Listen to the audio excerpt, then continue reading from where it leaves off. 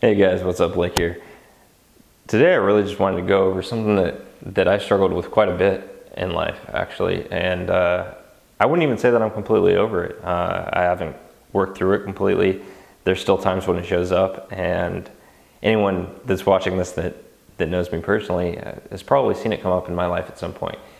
And that's vulnerability. Being vulnerable with people has been really hard for me because you get to this point where you start, maybe someone's left your life, whether that's voluntarily or involuntarily, whether that's, through the loss of a loved one that maybe they passed away, or, a relationship that didn't work out. Whatever that is, you start to form this belief that the only person that you can count on is you. And when you form that belief, it's really, really challenging, because what you end up doing is you don't let other people see your true self. You don't open up to them in as fully of a way as you could. And what that does is it makes it to where no matter how many people are around you, you still have this feeling of loneliness. And you try and distract yourself by doing this thing or that thing, or maybe you're doing household chores, or you're distracting yourself with work or whatever it is, or going out trying to go out with friends and have a good time, right? But there's still this underpinning of kind of sadness, and it stems from that lonely feeling. And what I think that lonely feeling really comes from is that lack of willingness to be vulnerable with people. And it's a really, it can be really challenging to overcome. And I think what's helping me overcome it, not to say that I'm perfect at this yet by any means, but what's helping me overcome this is realizing how I define vulnerability. So a lot of times when we don't think about it, we define vulnerability as pain, right? If I'm vulnerable with this person, they can hurt me. But on the other hand, my new definition of it is, if I'm not vulnerable with people, then I'll never be able to truly connect with them, because I'm not really connecting with them from the core of who I am, authentically, who I really am. I'm connecting with them through these filters, through these social conformities that we agree exist. Whatever, you should do X, you should respond this way, you should respond that way. But you're losing the core of who you are, and it's really, really challenging. So my big plea to you, if you will, is to start thinking about vulnerability as something that you have to do in order to actually feel connected with other people, to feel that alive sense of connection, so that you won't feel lonely. Because if you're not vulnerable, you will be lonely. I can promise you that.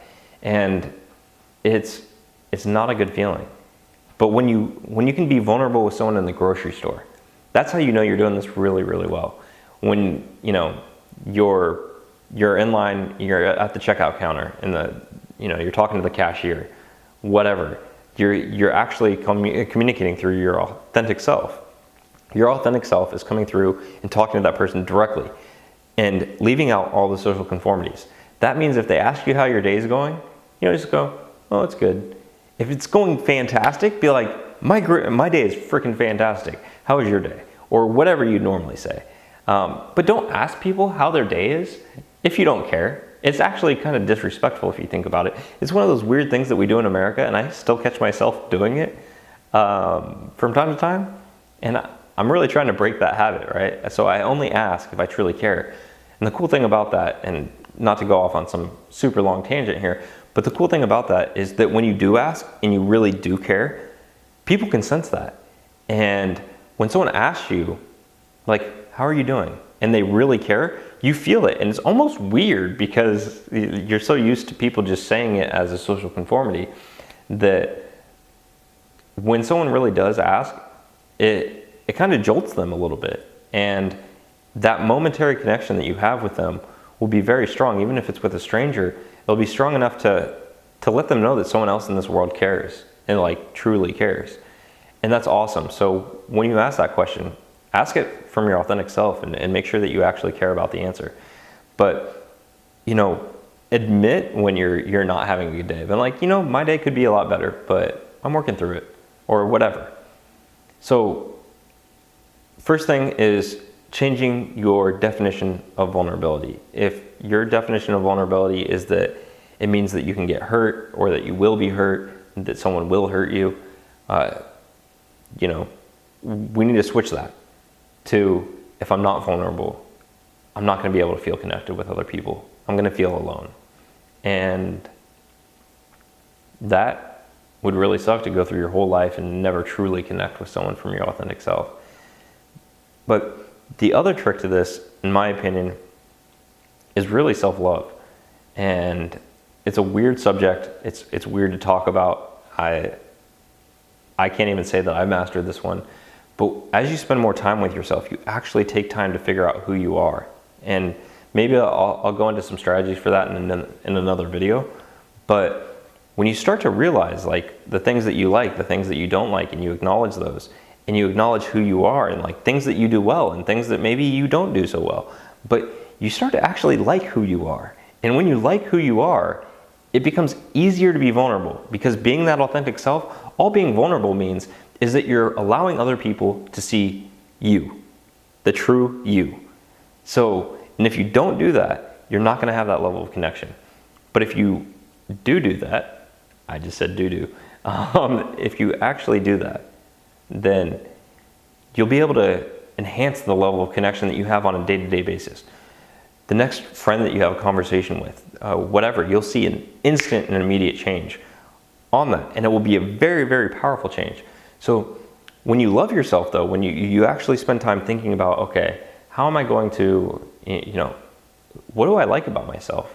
What do I do really well? What do I maybe not do so well at? And I'm completely cool with that. Whatever, what do I like to do?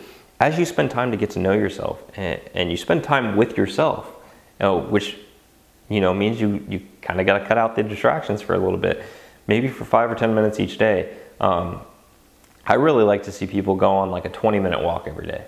If you go on a 20-minute walk every day just by yourself, listen to music, whatever you want to do, but go on a walk and just spend that time with yourself. I like to do it in silence, or I listen to the same song over and over again so that the song disappears.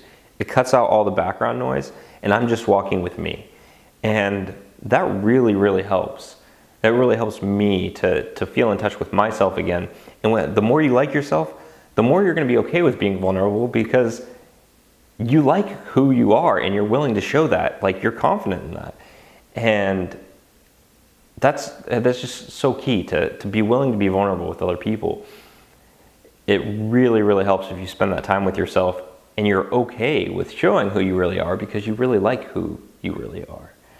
So that's really it for this video, guys. I hope you enjoyed it. I hope that it served you in some way. And until next time, guys, live with purpose, live strong, and have fun.